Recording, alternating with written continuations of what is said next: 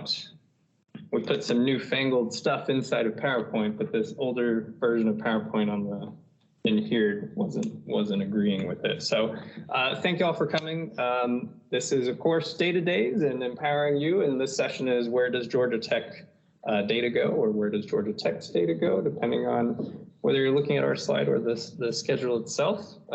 My name is Jason Wang. I'm the Interim Senior Director of Institutional Research and Planning. And with me is my colleague, Samantha James. I am a data management specialist. All right, so the first thing that we want to get started with here, so we'll go over the agenda and everything, but we want to start with just a question for y'all. So we've got a little question here, if you'll advance the slide, Samantha. There we go. What do you hope to learn in this session? You can take a snapshot of the QR code or just go to that link, however you want to do it. And those of you who are virtual, you should be able to do the same. And then as you input responses, we'll hopefully see it in a lovely word cloud.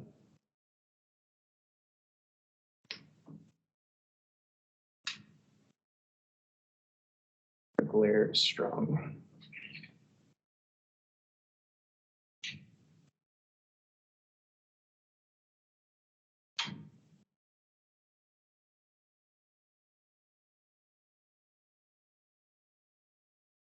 Anybody able to submit something?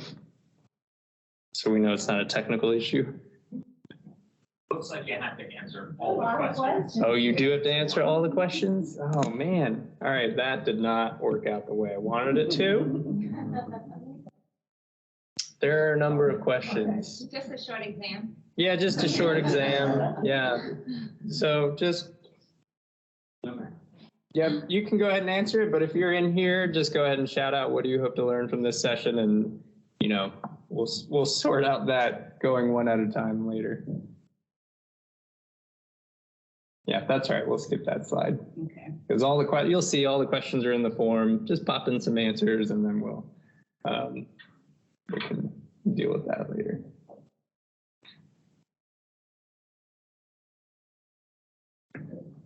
There we go. Okay. So layers of technical difficulties, great. So who is IRP? So we are the Office of Institutional Research and Planning. We are a research and analytics service unit supporting Georgia Tech. So what does that mean? Well, we provide data much like the EADI team does, and much like you can get data from Light and other resources on Georgia Tech's campus. IRP provides more ad hoc type of support as well as research support.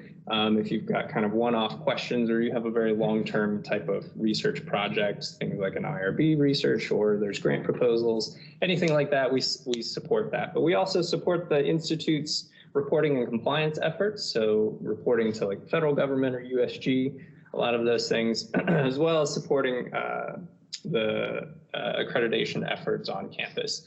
But we'll go into a little bit more detail there, but just wanted to give you a brief overview, and there's our website, so you can go to it and find out more about us.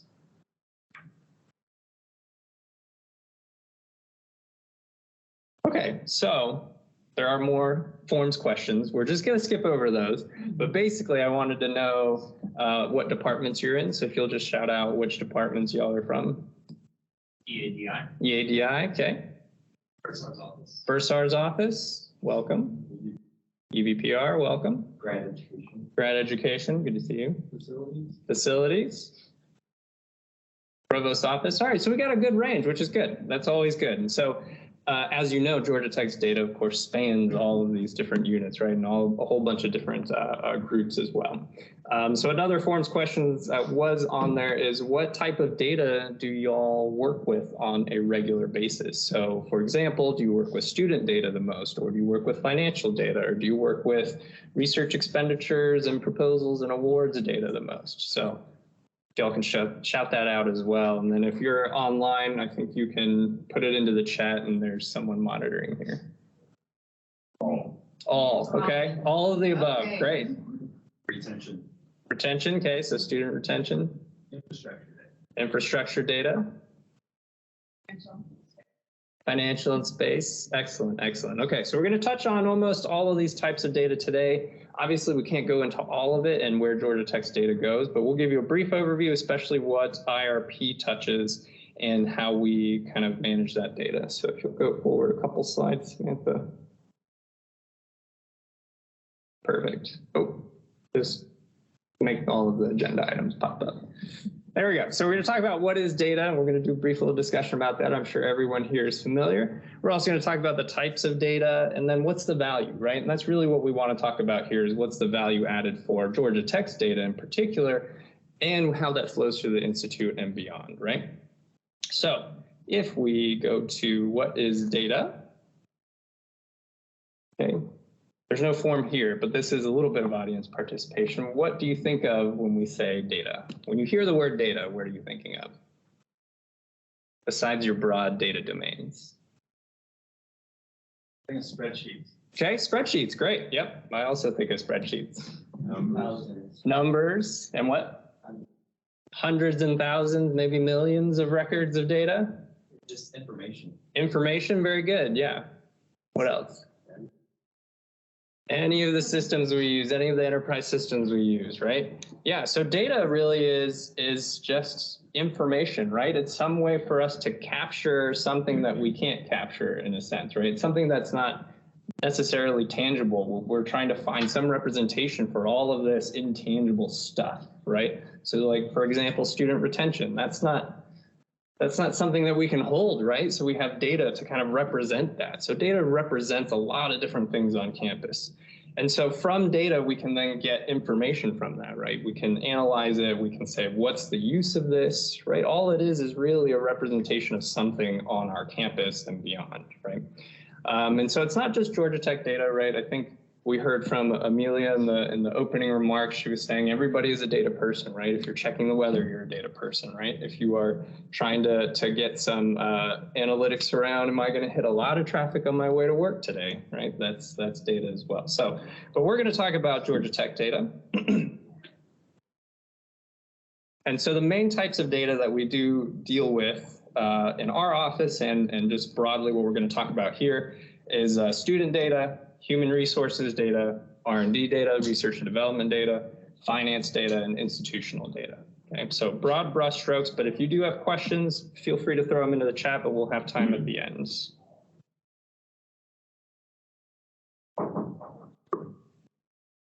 Okay, so student data. What is student data, right? This can include anything related to students, right? So if you go to the next slide, from admissions data, maybe you'll recognize that. And so we have some screenshots of different resources. We put some links in there so that you can also go check it out yourself. So from admissions all the way to, if you'll advance, to postgraduate outcomes, right? So this is a resource called the Post-Secondary Employment Outcomes Explorer, and that's offered by the Census Bureau. But essentially, we have data on students from before they get into Georgia Tech to when they're at Georgia Tech, to their experiences at Georgia Tech, and then them graduating, and then even beyond a little bit, right? It's a little bit sketchy beyond, but we do our best. Alumni Association and Georgia Tech, and then USG also tries to help us out to track our students beyond that, right? But we capture all of this data related to demographics, enrollment, financial aid, all of this, right? All in an effort to help our students succeed at Georgia Tech and then succeed beyond Georgia Tech, right? All right, so that's a lot of data collected and managed by GT, and that's just a brief overview of student data. And we also have human resources data. So think about you yourself as an employee of Georgia Tech. What kind of data do you give to Georgia Tech? What do you think? All of it, all of your data, right? All of your data goes to Georgia Tech, and all your data belongs to Georgia Tech.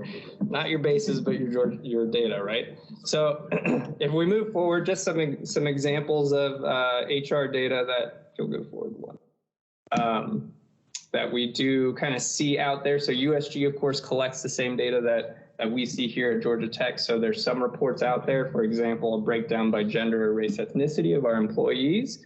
And then if you advance forward a little bit, and then there's also a site called College Navigator, if you've ever been to that. So prospective students or parents who are trying to figure out which institutions do I want my student to go to, you can take the data that we report to the federal government and just sift through it and see if there are any institutions that you're interested in. So I took a little snippet here, taking a look at, here's our total faculty and our graduate assistants as reported to iPads or the federal government. So we see that our data is not just within Georgia Tech, but it goes outside of Georgia Tech, right? So human resources data, student data, right? Everything from your demographics to what job you have and how that job is connected to, say, standard occupational codes, right? And then beyond industries and all that sort of stuff that the federal government does. All right, I'm going to let Samantha talk about the next few buckets. We shall switch positions. We're going to switch positions. All right, so next we have research and sponsored data. This is a hot topic, of course, at Georgia Tech being R1. So the research, any type of research data has to deal with funding for research, what could be state, it can be sponsored. It's just any type of funding to support research. And also what people don't think of is it also includes cost sharing. So this is all type of research funding. So then we move to the sponsored funding. The difference is sponsored funding may not be in support of research. It could be gifts. And so whenever we think of sponsored funding, we need to think of anything that's just externally provided, right? Anything that is an external source. So that's sponsored funding.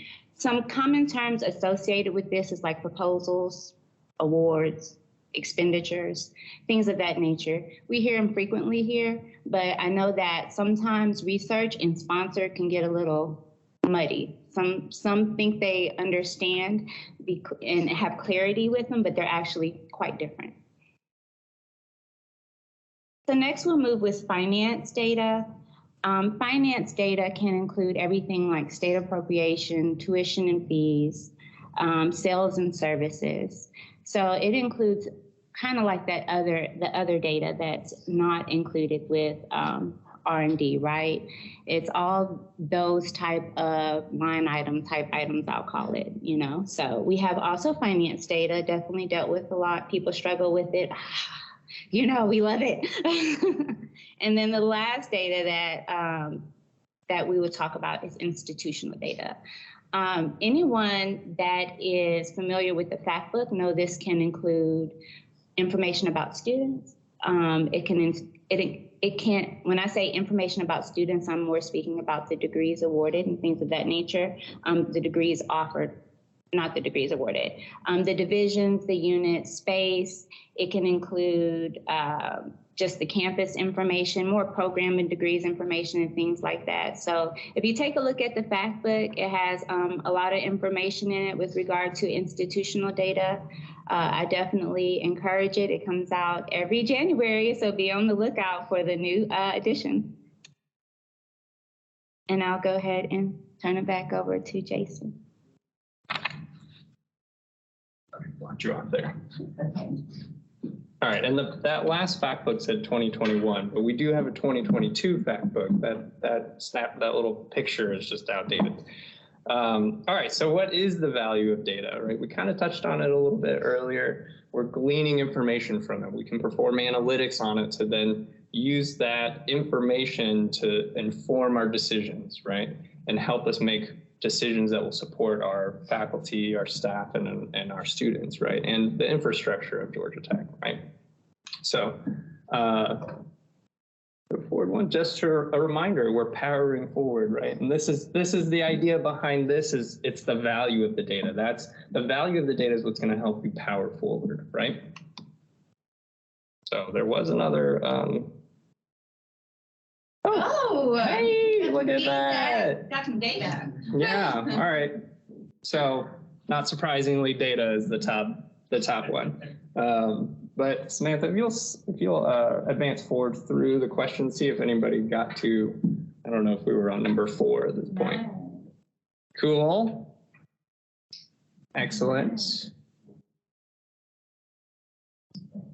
Well, almost worked. All right, value of data. Yes, thank you very much for filling out the forms. I appreciate it.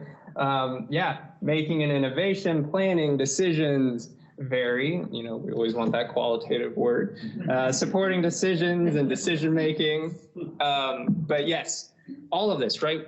the data that we collect, the data that we analyze, we're trying to get insights from it so that we can make better decisions. At the end of the day, for the Institute, right, we're trying to support the strategic plans, strategic initiatives, as well as our own units, and we want our own units to excel, right? All right, so what is the value? What is the information that's going to help you power forward? So let's go forward a slide.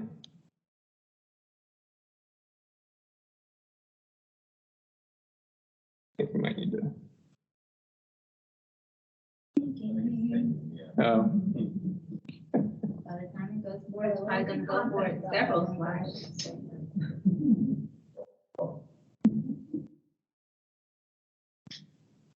Well, now we know. I'll tell her to advance the slide like 30 seconds before I'm actually done talking. There we go. All right. Manual advancing here. A little manual advancing, that works perfectly fine. Okay, so who are consumers of Georgia Tech data? And what do I mean by that? So what I mean by that is we have a lot of data at Georgia Tech, right? A lot of that is also internal. A lot of it is private, it's protected, it's personally identifiable. We keep that within Georgia Tech, but we do report out to a bunch of different entities. So if you'll go forward, Samantha. And you may find it surprising just how many entities actually consume Georgia Tech's data, right? It varies from data submitted, of course, to the USG, and of course the USG reports out on our data as well in the aggregate form. But some of that, goes to the legislature because they're trying to make some policy decisions about what they want to make us do, right? Or sorry, what they want to support. We also send data to federal agencies, right? A lot of different federal agencies, from of course our funding agencies, our sponsors, and of course to our obligations in terms of reporting and compliance for Title IV. We also send our data to accrediting associations, which we'll talk about that in a little bit, and the academic community. So we send a lot of data to our academic community because we all want to do peer comparisons. We want to know, hey, what's MIT doing? Hey, what's Caltech doing? Hey, what are all of our other peer institutions doing, right? And everyone else is doing the same thing. So we join these collectives and we share data so we can do these peer benchmarking, peer comparisons, and make sure we're all kind of on track and not going off the rails. And finally, our beloved college guidebook publishers and external surveys, which of course come out our rankings and a lot of other publicly consumed, right? Very much publicly consumed data. And so all this other stuff is a bit more niche to higher ed, right? But the publishing companies and the rankings companies, that's much more like the student and parent and that kind of forward facing. They're really consuming that bit and not so much the rest of this because they're probably not aware of it, right? All right. So lots of different consumers of Georgia Tech data and probably way more we don't even know. But I do want to highlight, if you go to the next slide, that our students and our parents are, of course, big consumers, right? They are big customers. And so there's a lot of different sites, but one I want to point you to is a college scorecard, which provides kind of a profile for all institutions. This data comes from IPEDS, which is our federally mandated system that we have to report to.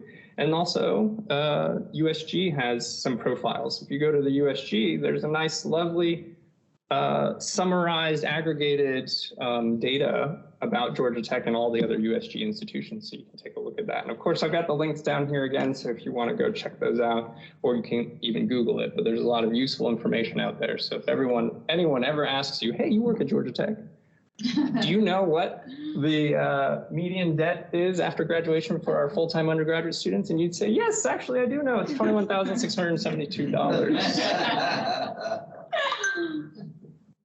All right.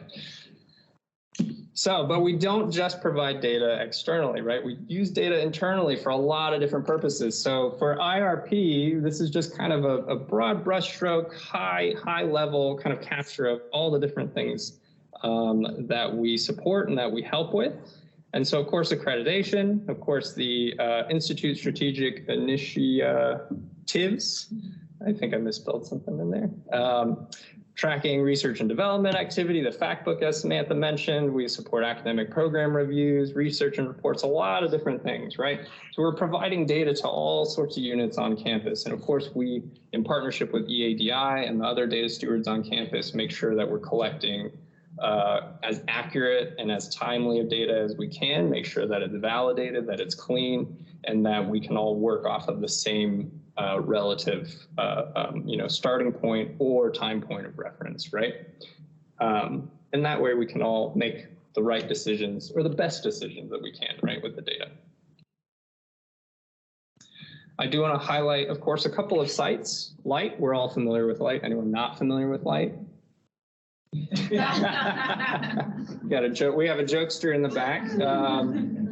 So Light, incredibly powerful tool, and what's great about Light is that it's increasing access to Georgia Tech data, right? Without Light, everyone had to either go to GT reports or go to EADI or go to IRP or somebody else who might have been a quote unquote gatekeeper of data, right? Now that we have Light, everyone can get access to it, right? And so that's been incredibly powerful, and we want to promote that more and more. We want to have that democratization of our data. And then the other site I wanted to point to is, of course, our strategic plan metrics tracker. So there is a website that is linked in the strategic plan. So there is a progress kind of tracker that has a lot of different metrics in there. And so you'll see a whole lot of different dashboards there. And so the data that we have at Georgia Tech is supporting a bunch of different efforts, right? Between, maybe ranking surveys within particular units, accreditation efforts within different units, of course, our strategic plan and strategic initiatives, but this is all the value of our data at Georgia Tech, right? This is all the flows, excuse me, all the flows inside of Georgia Tech.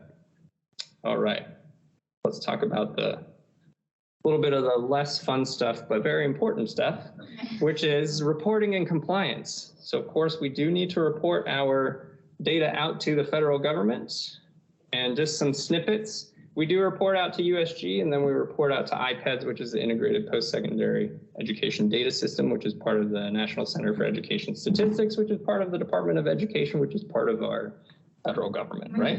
So we report up through these chains, and in order for the Institute to receive Title IV funding, which is financial aid to our students, we have to report data timely and accurately to this IPEDS system so that we have that level of transparency that you saw on College Scorecard, on College Navigator, so that students and parents can be aware and be informed about what they're getting into, right?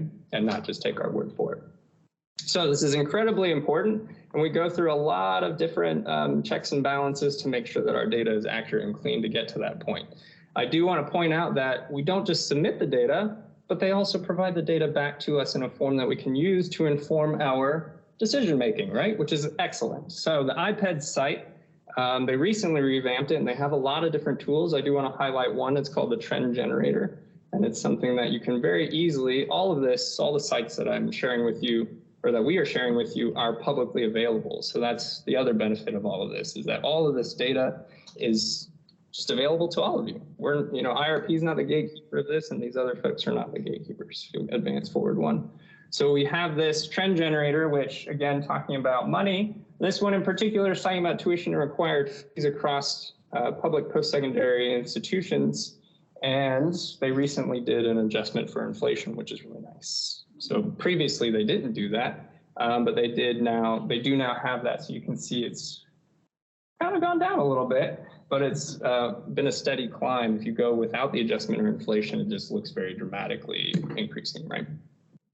Okay.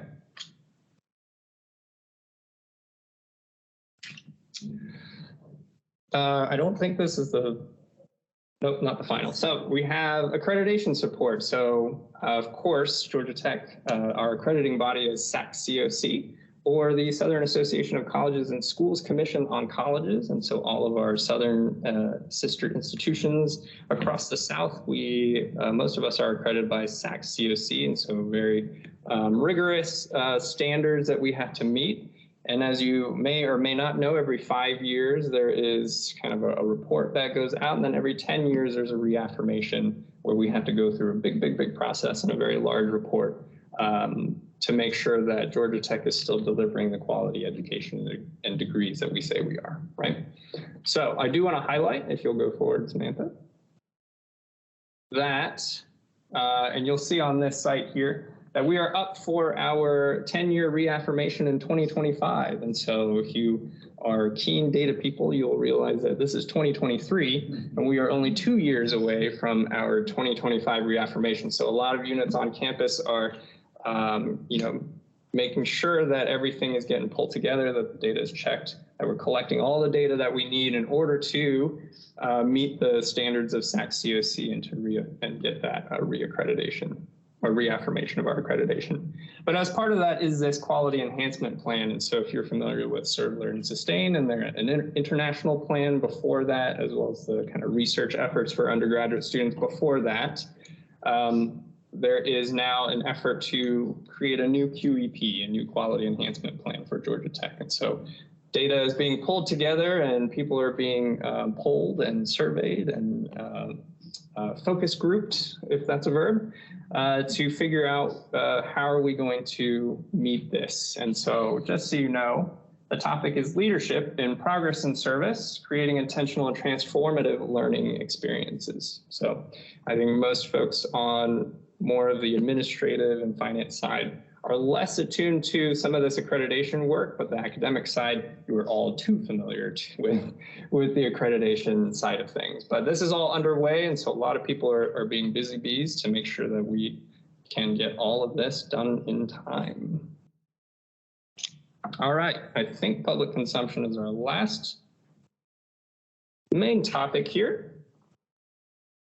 So we went through kind of all the people that we send data to or who consume Georgia Tech's data. And then we went through, well, what's the internal kind of use of the data?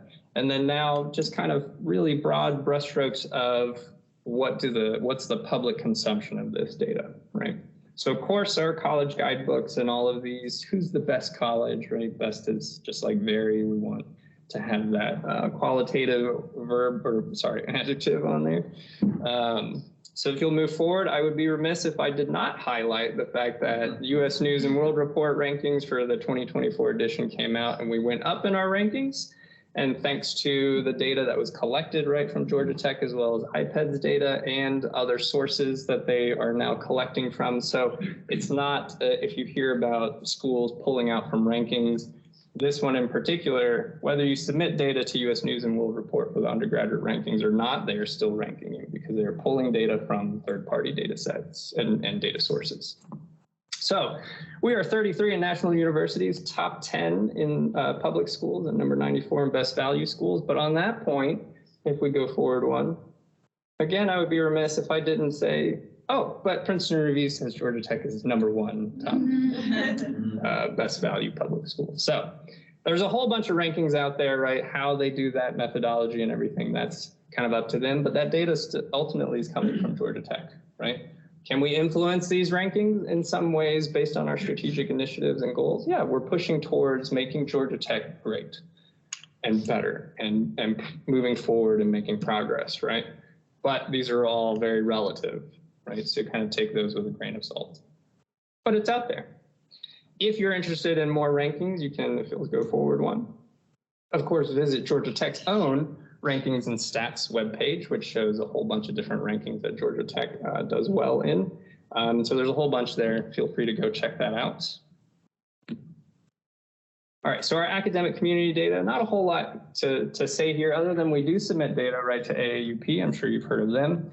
And AAU in general. So AAUDE is affiliated with AAU, but this is a data exchange where we provide data with approval, of course, from our registrar and our data stewards at a record level so that we can all kind of do some very deep dive comparisons between our institutions. And so this AUDE exchange in particular is between AAU universities. So a lot of what we do with that, the requests that come into our office are around comparing like faculty salaries across the different ranks and across the different jobs.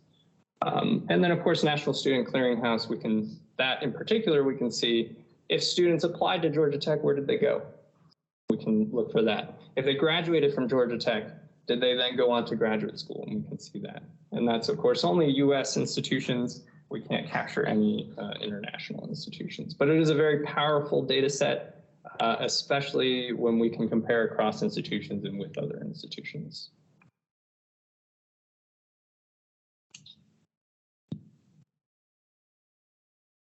Ooh, go to the last one.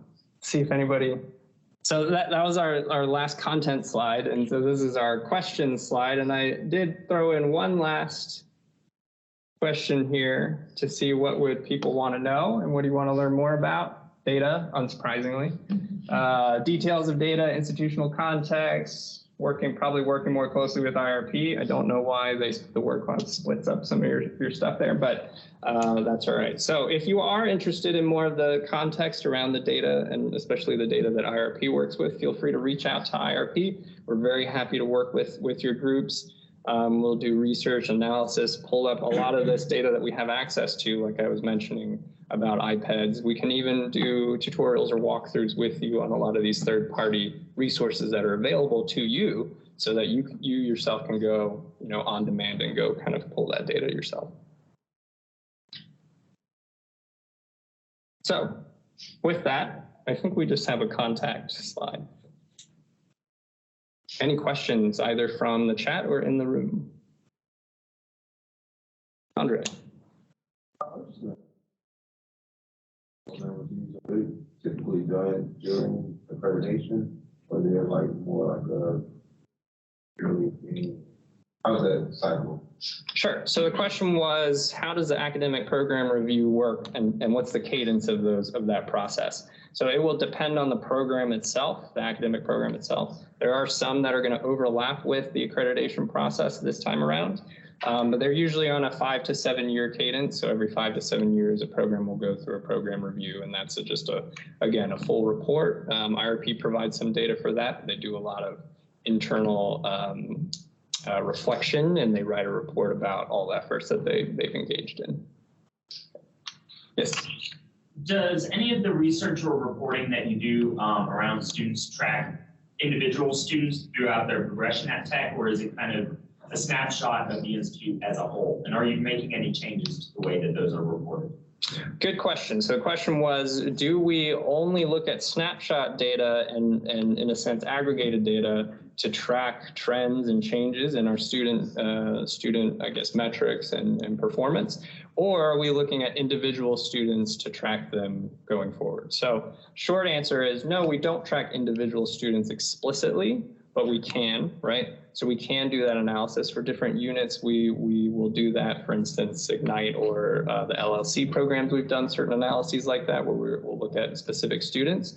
But for the most part, reporting externally is going to be at an aggregated level. Any trend data there is going to be at an aggregated level. Internally, you, of course, can request student level data. And we've had those requests from different units saying, hey, we need to see all these students who received a very particular grant, or maybe it's a very particular scholarship, and we want to know, are they succeeding in the way that the scholarship or the grant is intending for them to succeed? Does that answer your question? Exactly. Okay, perfect. Kenji. You mentioned that it's not sort of for international, but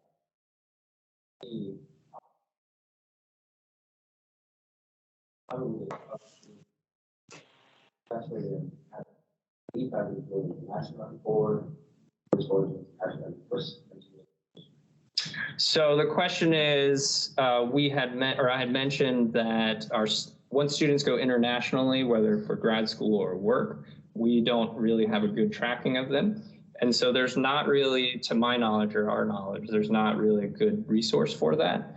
The best that we have is self-reporting, right? So if students are alumni of Georgia Tech and they say, hey, I've gone on to, wherever to work, or I've gone on to wherever for grad school, that's the best that we have. There's, Kenji, if you want to strike up like a group that will connect all the countries in the world, let's get all that data together. Yeah, Andre. I have one more question. National down campus results. Mentioned that data that cross campus probably use specific. You see that there's a lot of interest in it, or? So the question is, with National Student Clearinghouse, there's a lot of potential and power that can be gleaned from that data. And is there interest on campus? So the answer is there's some interest, but not a lot of interest. But I say that because I think most people aren't aware that National Student Clearinghouse data exists. So that's part of it, right? Accessibility, awareness of the data. That's part of what we want to do is kind of say, hey, there's this data available. And so it's a little bit of a, if you build it, they will come, I think. Yep, we need to talk. So, but yes, there have been some, for some of the APRs, we've said, hey, we can get this information from National Student Clearinghouse. And they said, oh my gosh, that would be amazing. And we'll grab it for them so they can see, oh, here's our competing institutions in the sense that if they applied to our program, they ended up going to Kennesaw or Caltech or MIT, something like that. I think you had your hand up. Post-graduation, is that only like from the surveys that it's given to Georgia Tech, or is there anything to get information from LinkedIn, professional organizations, or we found this information about this person that's publicly available, so we'll go ahead and grab it into. Good question. So the question was for post-graduation data, do we just submit it to surveys or are we also kind of collecting it in different ways? So the answer is all of the above, right? Some of the data gets pulled by USG and that data gets sent to the government for that PSEO tool that I showed you. And there they connect individual students to their unemployment insurance records. And that's how they can tell, oh, somebody is working in a particular field or an industry. We don't have access to the record level, right? Because they're matching them by like social security numbers and such, right? So we can't have access to that, but we can see the aggregate after the fact. Academic effectiveness, of course, collects the career and salary survey data and the exit surveys. And so there's data there. Alumni Association does have some tools that's great from LinkedIn. There's also a tool called Stepping Blocks that USG rolled out to all of the USG institutions that also pulls from LinkedIn and some other sources to get some post-secondary kind of employment outcome information there. And there's various other things like Jobs EQ, what's it called now? Light Insight or Light? Oh. It's like, it used to be Burning Glass and the MC tool. Anyway, so there's another tool there. So there's a lot of tools out there. And so it's kind of in pockets around Georgia Tech, but we are aware of all the different post-graduation kind of outcome data. Does that answer your question? Yes. Question. Will any of the data be skewed or differently handled, given that with the exception of Georgia Tech, and I think one other school, the university system is now giving like automatic admissions to lots of students? Like you're all the students that are in high school are getting admission letters already saying you're already automatically accepted into all of these schools, with the exception of Georgia Tech and everybody else. So is that gonna like impact the data in any way to say, look, University of whatever, Georgia State accepted this huge volume of people, but only these things? Sure. It's a brand new, yeah. Yeah, it just came out this year, I think. And yeah, my daughter got one of those. I can find it here. Yeah, you still have to apply though. Like it just says if you apply to the school, they'll accept you. You're not actually accepted. It's a very deceptive. It's like a pre-approved. Yeah. Well, let me talk to you about your car insurance. Yeah. But to respond to that point, if you look at some articles or look at the data, you'll see, oh, Georgia Tech's admit rate has gone down over the years. But part of that is because students have the Common App. Students are able to apply to so many schools now that like 20 years ago, they couldn't do that, right? So it's not a function. I mean, yes, Georgia Tech is competitive and we are highly selective, but that admit rate going down isn't because we've made it that much harder to get in. There's that many more students. And of course, the caliber of students that are coming into Georgia Tech is increasing as well because the pool of that caliber of students is increasing. So, that's why data is important. And that's why analyzing the data is important. There were a couple other hands, yeah. So it looks like you'll do a wonderful job of getting the data and that can tell us stories. And I'm curious if your all's office works with telling those stories, or do you all just give it to the various people that need it and they can come to some conclusions? Because I can imagine that can get a little dicey politically. Sure, absolutely. So what I like to say about our office is that we are decision support. We are a service unit, essentially, right? We can help you with research and analysis, and we can help you with context. But how you choose to market or communicate that for your particular unit, that's up to you, right? That's not up to our office. But we can provide you with context. We can provide you with data support and the research and analytics behind that. Yeah, so can you talk a little bit about the process you have for taking on new projects and maybe prioritizing those projects? And I'm particularly interested in what you do when you don't have the data already, as whether that's a factor in those things. Sure, absolutely. So the question was, how does IRP intake new projects? How do we process that? And also, what do we do when we encounter data points that we don't have immediate access to? So to answer your first question, it's we definitely do process first come, first serve. And as I'm sure all of your units are, if it's president or ELT, those take priority. But otherwise, it would be first come, first serve. We kind of look at what is the urgency. Is it grant related? Is it research, project related? Those will take a little bit more higher priority as well. If this is a discovery kind of effort, then that's going to be more of a collaborative long-term type of effort. So very happy to have some discussions around that. As far as data points that we don't have immediate access to, we will then leverage our networks and figure out, hey, does anybody have access to this data? Is this data available for anybody? And we also then, if that's not available, we have the option to also kind of work with our academic communities to say, hey, we have this at Georgia Tech, what do y'all have? And we can then collect some data around that. And I do want to say the fact book is a collective, right? We reach out to units every about August, September to get the information. So some of that data is not readily available. And so usually, we usually know who you are.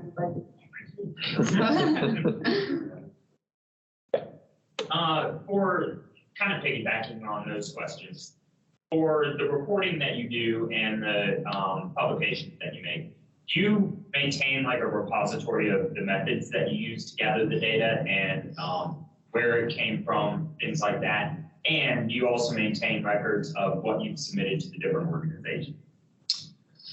Ooh, that is a good question. We are trying to improve our internal business processes and documentation processes. I think over the years, and I'm sure all of our units are similar in this way, used to be paper and then a hodgepodge of folders within your organization system within your server is like a mess. So we're trying to kind of streamline and get a lot more of that in line. We do have certain what's what I'm looking for, catalogs of the different surveys and the different reports that we do every year. So we are aware of where the data goes for a lot of these, which is how we were able to create that map there. But as far as methodology, that's not something that we necessarily catalog. A lot of that is dependent on what the context is, right? So sending what is your undergraduate, enrollment to one place is going to look different to another place because they will define undergraduate enrollment differently. Might be FTE, might be headcount, might be degree seeking only, might be your first year class only, but it just depends on how they're asking for it. So much of the methodology is defined by where we're sending the data to. Does that answer your question? Jason, can I piggyback Sure. on just a little bit? Do you want to talk for a moment about what you basically kind of point people to? Here's the definition of terms of reach. Here's what it is. Here's where you get it from. So I think related. Yes, yeah, absolutely. So whenever we do provide data to requesters or customers or anyone else, or if we have it on our website, we do have some reports and some other kind of data products on our website. We do try to put the sources there so you know where it's coming from. If it's a particular data request, then we will provide what I like what I heard, and I like to call the data nutrition label, which is here's all the stuff that's in your data set and the analysis, and here's the context for it, right? We excluded XYZ students. We only picked these terms. We only picked these academic years.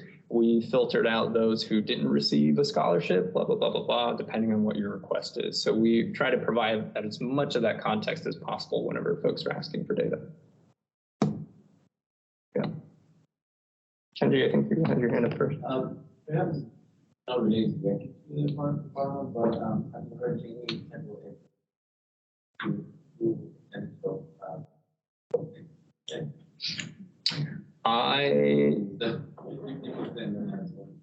yeah, I mean, I think survey, so the question was, have I heard of any efforts to increase the response rate on our exit surveys? I've not been in conversations around that. I think trying to get response rates up on surveys is a ubiquitous challenge, right, for everyone. Like if you get 50%, that's great, or 30%, that's great, you know. But yeah, no, I haven't heard anything. And you have a question? I'm curious how your team has dealt with the change in like the back-end system of HR, financial, had system changes from USG level or when had decided to use a different vendor. How did it impact your data over time now? Sure. So short answer is it's complex. So in particular, when we went from our on-site PeopleSoft to then One USG Connect, right? The transition there, trying to go back in time, is then having to align and spot check on very particular people to say, does this make sense, right? There's some data that, there's a lot of data cleanup and a lot of alignment of the data to make sure that our definitions now will align as much as possible to what we're trying to pull historically so that you can see a better trend rather than just, kind of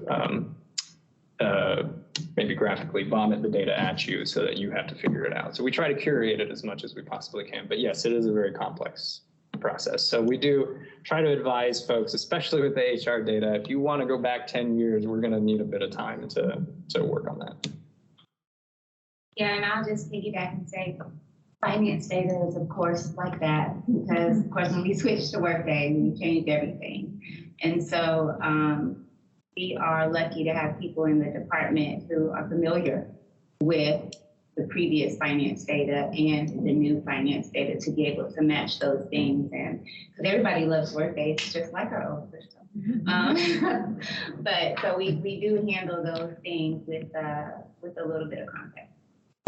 And I do want to promote, Nate, to your point, our efforts around documentation. We use very heavily OneNote now to anytime we have changes or there's that kind of institutional knowledge, right, that just usually sits in somebody's head. We throw that into our OneNote and we now have a repository for a lot of that. So if something happened around, there was a new school created and then suddenly you see a shift in students from one school to another school, it's because that school was created, right? You'll see that kind of happen in IPEDS data as well with consolidations of universities. Their IPEDS number changes, and then you're like, oh, this school suddenly appeared out of nowhere with 100,000 students. You're like, no, it's because they merged with a whole bunch of their branch campuses into one, right? So we try to capture as much of that as it comes up. We're trying to capture that institutional knowledge so that we can provide the best context for any of the data that folks on campus are asking for. Yeah, anyone familiar with maybe project management knows about knowledge management. And so we're just trying to build that out, right? Trying to make sure that we have that historical information in place. And then as we learn more, we constantly add to it. We're constantly building on it as new programs are introduced and there's a lot of unwritten maybe email type notifications. So we're definitely constantly adding to our knowledge management and trying to find a great way to build it out. And OneNote is awesome. I must definitely encourage everyone to use it. I actually have a presentation on that. Go forward one slide. I think we're over on time. I don't remember what time we were supposed to end. But Kirby, are there any questions in the chat? Double check. No. Okay. Well, we're happy to talk more. I don't know who needs this room after the fact, but definitely happy to talk about any projects or any data requests you might have or collaborations. we are open to anything. But thank you for coming, and we really appreciate your attendance. And we're thrilled about your enthusiasm about data. Yes.